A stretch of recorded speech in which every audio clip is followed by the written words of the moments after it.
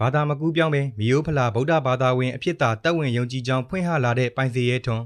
မကြသေးခင်ကလူမှုကွန်ရက်စာမျက်နှာတွေမှာတရုတ်ဆောင်ပိုင်စီရဲထွန်းတို့မိသားစုခရစ်ယာန်ဘာသာကိုကူးပြောင်းသွားပြီဆိုတဲ့သတင်းအမှားတွေပြန့်နှံ့ခဲ့တာကြောင့်ပြည်သက်တွေကြားမှာဝေဖန်မှုတွေနဲ့မေးခွန်းထုတ်မှုတွေရှိခဲ့ပါတယ်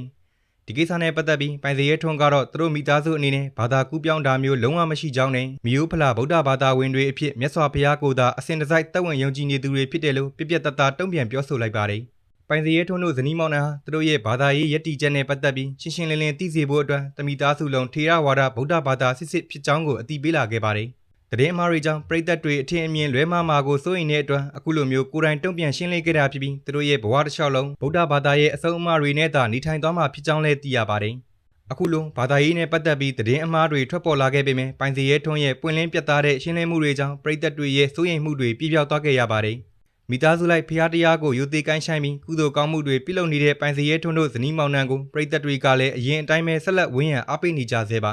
အခုဆိုရင်တော့သတင်းအမှန်ကိုကြားသိရပြီးမလို့ပြည်သက်ကြီးတို့လည်းစိတ်အေးရပါပြီဗျာ